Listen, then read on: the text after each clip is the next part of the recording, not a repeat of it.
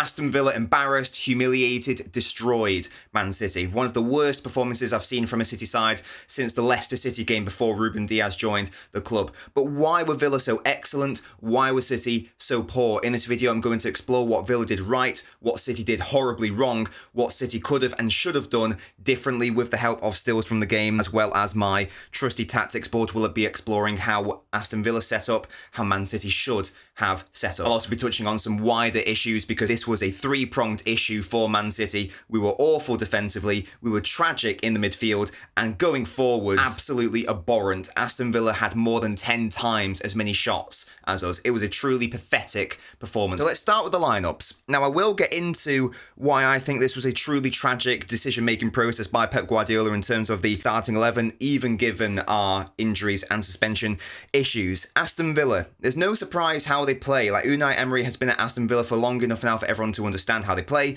Out of possession, they normally play a really compact and narrow 4-4-2. Makes it really hard for the opposition to play through them. When they have the ball to wider midfielders, in this case it was Bailly and McGinn, they normally come inwards to create like a 4-2-2 system. The wide players occupy those half spaces, create those overloads. Yesterday it was Tielemans who was occupying and partnering Watkins up top. They're also a very aggressive pressing team. They're a team full of quality. They are currently third in the Premier League table. They are a very good side. So midfield control is paramount in games like this. So what Man City did, what Guardiola decided was the best case scenario, I appreciate Rodri's out, etc. We played basically no midfielders. Akanji's a centre-half, Stones is a centre-half, Alvarez is a striker, Rico Lewis, you can call him a midfielder if you want, more an inverted fullback, whatever. So we rocked up with no midfield. Our two best players in the midfield, we shoved out wide. I'll get into why that was an issue later.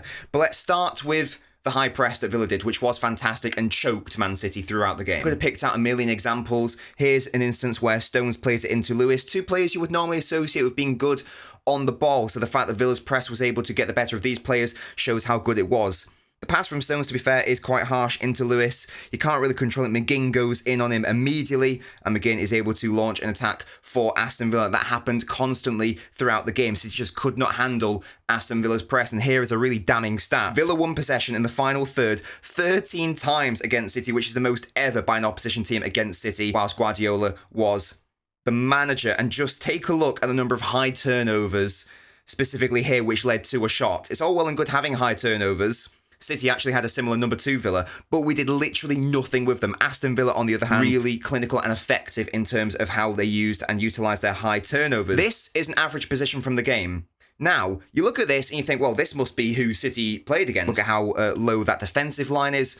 This is Man City's average positions because they are forced into being deep because Aston Villa's press was suffocating them in such a way. It was a two-pronged factor. Aston Villa's press was sensational. They were very good, but Man City just had no control or authority in this game at all. It was genuinely embarrassing, particularly in that first half. Aston Villa had 13 shots against Man City at halftime. And just look at Aston Villa's average positions. Conversely, their high pressing was choking Man City, so it meant that we weren't able to gain any territory, progress up the pitch, create chances ourselves. They were hounding us, so they were able to consistently create chances and take shots against us. Now, they often build up in a sort of 2-3 shape. Against City, it was a 2-4. So you have the two centre-halves there, you have the two full-backs there, and the two midfielders there. And what that does is it creates an overload against City's front five. So they had 6 Aston Villa players against Man City's 5 forwards. Here's an example. This is just 5 minutes in, but already Aston Villa able to utilise that overload and City's lack of any actual midfield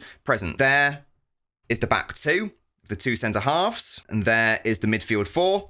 And look at how many Man City players have been dragged by the gravity of that build-up structure. And the reason why that's terrible, if all the City players are dragged up in here, and as I say, the gravity of the Villa players has made them push up there, it means that there is so much space for these Aston Villa players to run into. And that's exactly what we see here. The City players have been dragged over to Aston Villa's build-up structure. Stones isn't tight enough on McGinn. And it just means that with one ball by Torres, all of City's forwards, all of City's midfield, or lack thereof, has been bypassed. John McGinn spins him. Gvardiol's trying to play Bailly offside. It doesn't work. Bailly has a really good chance 5 minutes in. That happened constantly throughout the game. One ball through the midfield, just destroying us over and over and over again. Aston Villa were fantastic. They were brilliant. The pressing was unreal. The structure was fantastic. Emery destroy Guardiola, but City shot themselves in the foot. Because just take a look at the City side. Again, there is no Rodri. That's fine. It's not an excuse to just absolutely capitulate the midfield. This is a terrible midfield. I've spoken before about Alvarez. I'm going to talk about him again. He's a striker playing in midfield. It infuriates me. What a surprise we don't have any authority or control in the game. We've got Akanji, who is doing a decent job in this John Stones role, whatever, but it's not suited to his talent. Bernardo Silva has been shoved out to the right-hand side. In a game where we don't have Rodri, that is suicidal. Think about how good Bernardo was against Liverpool, the way he was able to drop deep, pick up the ball, and get City moving up the pitch because he's so good on the ball. It wasn't actually great against Aston Villa, but generally speaking, he is fantastic.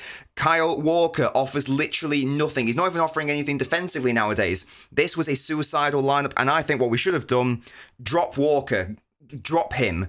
Akanji, get him actually at centre-half. He's a centre-half. Stones, if he's got to be Rodri for this game, whatever. Play Lewis as the inverted fullback, so you've actually got a bit more presence building out from the back. Get Bernardo in the middle, because again, we were just being consistently overrun in the midfield. If you need to play Alvarez, that's fine. Shove him out on the wings, where he's less of a liability. Foden, we'll talk about the attack later. We had literally nothing going forwards. Play Foden in the middle, so we actually have something going forwards. And we can talk about Oscar Bob later, who did come on the left-hand side. This would have actually given us something. It's not ideal. We don't have any Doku. There is no Grealish. There is no Rodri. But this would at least have given us something to try to hold on to in the midfield against a side we knew was going to press the living shit out of us. But we didn't do that. We, again, are insisting on playing a striker who just can't do it in midfield. I really like Alvarez as a player. He's not a midfielder. I don't know how many stinkers he needs to drop in big games before Guardiola realises and accepts that it's just not working. Here's an example. Again, I could have picked out 4, 5, 6 examples of Alvarez just giving the ball stupidly in the midfield. Comes in from Ruben Dias to Alvarez. There's no danger here. He tries this sort of like little weird first time thing, gets the pass horribly wrong. Aston Villa pick up the ball, and in a few seconds, Aston Villa should have another goal. That's just one example of however many of it just not working. There is absolutely zero control in this midfield. We are playing the treble winning system. The whole point of this box midfield is to have players in there who dominate the ball and have all the possession and are press resistant and are controllers. You think of Rodri, you think of Gundogan. We are playing players who can't do that. It makes no sense to me. It just makes no sense. John Stones, as good as he is, as press resistant as he is not Rodri. He can't be a 6. He can't be that guy. If he is going to be that guy, you can't have his midfield partner being Akanji or Rico Lewis. It just does not work. We needed more legs in that midfield. We needed someone like Nunes on the pitch or Kovacic on the pitch to actually give some rhythm into the game. You think of what Rodri offers this City side from a metronomic perspective. That's what this game was missing. And it was amazing that Pep thought that this side against Aston Villa of all teams would have been the correct play, that is the correct play. Now, to be fair to Pep, second half, tried to do something. Bernardo went from right wing to the centre, and Rico Lewis went from the centre to the right-hand side. I really like Rico Lewis. This was not a good game for him in terms of the out-of-possession structure. I thought on the ball he was all right. Off the ball, he's clearly not ready, without Rodri anyway, to be that double pivot in the midfield. So that was a step in the right direction, getting Bernardo in the middle. But it didn't really do too much good. Even at this stage in the game, Kovacic and Nunes both came onto the pitch, and Alvarez had been dropped. Foden had also been dropped. We'll get into why that was an unbelievable decision later. This is actually just, I think, 30 seconds after Foden's substitution. Again, it's just one ball throughout. Look at how many City players have been dragged over. One ball through. Guardiola doesn't really cover himself in glory. Aston Villa, it's too easy for them. You can talk about it being a deflected effort. It's a shame it came off Ruben Dias, who I thought was really good that game, but that was no less than Aston Villa deserved. City deserved to lose this game and lose it comfortably. And what I also noticed was throughout periods of the game, we sort of played like a back 5 without the ball. It was almost like a 5-4-1. So here is an example of that back 5 when we're really deep in our own defensive third. There's Walker, Diaz, Stones, Kanji and Gvardiol. But it just means that all of these players here are just left unmarked on their own, and this was the instance where it's a really basic, easy 1-2, and Douglas Luiz hits the post. It would have been a really nice goal. So it's not just a midfield issue, it's also a really weird defensive structure issue. And just in case anyone thought the City deserved anything from this game, I've never seen it this bad from a City perspective. One actual proper attacking sequence in the game. This was the period where, for about the first 10-15 minutes of the game, that Luis Bernardo switch half worked. The lowest by Guardiola's side in Europe's Big Five leagues ever. Truly terrible. Awful defensively, awful in the midfield, awful going forwards. Now, why were we so bad going forwards? Well, again, Aston Villa were really good the way they set up. Again, they set up in this 4-4-2, really narrow block with their really narrow press, so it does make it very hard for teams to play through them. And you can see it there. Like, you've got the back four there, you've got the midfield four there, and you've got the two strikers there. So a really good setup by Aston Villa. Now, outside of a really bad error by Aston Villa, you need something really miraculous to break this through the centre. You need someone like Kevin De Bruyne to work his magic. Outside of that, you're probably going to get the best joy down the wings. That was where we got our only bit of joy. We had one good moment in this game. What a surprise. It came through Phil Foden, who was our best outfield player in the game. Here is Phil Foden picking up the ball. Does what he does best. Comes in field, almost as if he's better in the centre. Weird. Haaland wants that ball. Foden does really well to get into a position where he's able to play that ball.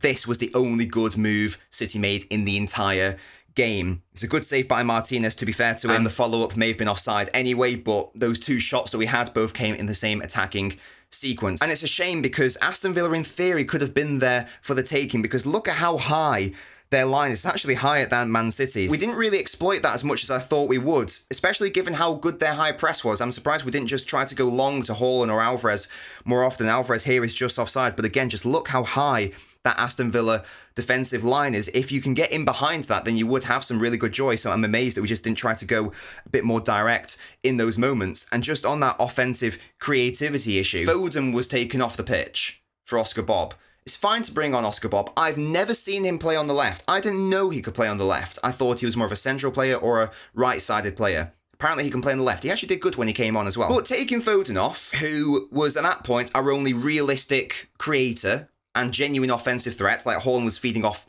nothing. You got Bernardo shoved out onto the wing.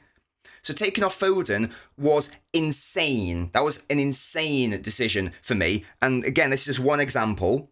It's the 93rd minute. Kovacic is on the ball. It's this lack of desire or lack of creation. Nunes and Kovacic will give you legs. They will give you ball carrying, but they aren't going to give you these sorts of balls. And in the end, the ball doesn't come in. He just falls over, and then Aston Villa have the ball back. More than twice as many shots as us.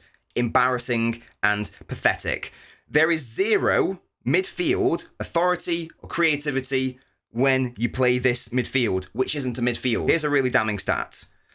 Zone 14 is basically this pink area of the pitch. This is from Mark Stats on Twitter.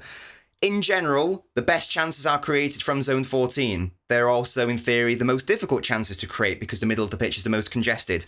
That is the lowest amount of Zone 14 passes the City have made in the Premier League all season.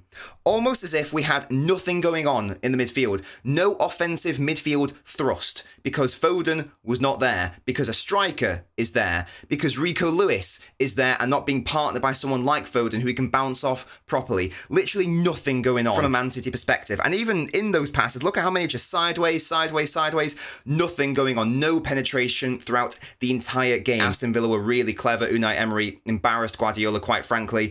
And in my opinion, Guardiola got his team selection horribly wrong. Too much space in that midfield. Too much space in behind our forwards. So it means that one easy ball can just bypass us easily. Even when Rodri is in the team, we've been seeing that all season. It's not good enough. You can't just say, well, Rodri wasn't playing, so that's why we lost it. No. I don't care about the injuries or the suspensions. There were enough players there to actually have a midfield which could actually have some control and authority on the game. If Bob can allegedly play on the left, why didn't Bob just start on the left? Get rid of Kyle Walker, who offers nothing. Play Kanji at centre-back. Actually play Rico Lewis as an inverted full-back. Means that you actually get a bit more control there. Means that you actually get something going forwards rather than Kyle Walker. Get Bernardo in the middle so you can actually have some good touches in the game and you can actually have some good link-up play in the middle. Fine, we don't have Doku, we don't have a proper right-wing option right now if we're doing that. Shove Alvarez out on the right then. Why not? You did it in the Community Shield in his first game. He's good at pressing, so there's no reason why he can't do the defensive job from right midfield. And what does that mean? That means you can actually play Foden in his best position. It means it's not a defensive frailty because you can play him up alongside Haaland as the two strikers in the 4-4-2 without the ball. Bob did a good defensive job on the left midfield. So there is no reason why we couldn't have just done that. I don't care about hindsight. Guardiola is a much smarter individual than me. He's obviously better tactically than me.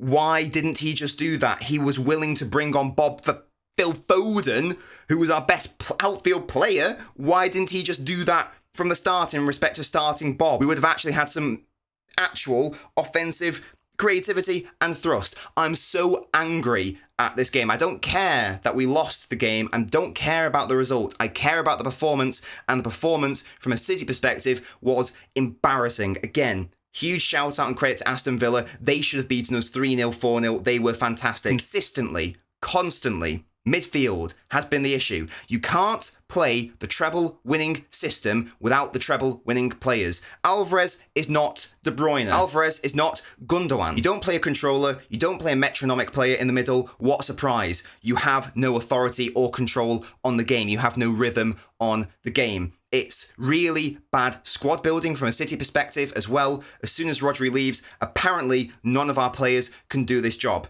Nunes was right on the bench. Kovacic on the bench. That's my analysis of the game. I am fuming. I can't believe I had to watch that game live when I was ill, and then I had to watch the replay of it, the full game again, so I could do this analysis for you guys. Shall I end on a positive note? Final thing. This is the expected points table for whatever that's worth. City are currently top of it. I would like to think that these past performances have been a blip. It has been a hard run. We should have got more points from it. We are allegedly, according to the underlying numbers, playing quite well. I know we're currently fourth, only 3 points ahead of United. Maybe you can call it naivety, whatever. I still think we win the Premier League. I still think that, especially when the likes of De Bruyne come back, we will be fine long term. I'm putting a lot of eggs in that basket, as it seems, week in, week out. But I just want to end on maybe a bit more of a positive note. Hope you'll enjoy the video. Please make sure to leave a like on the video. If you want to go the extra mile, you can become a YouTube member. I'll leave a link as a pinned comment. It would really help out the channel and support me if you want to do that. If not, likes are free. Thank you so much for watching. I'll see you guys next time.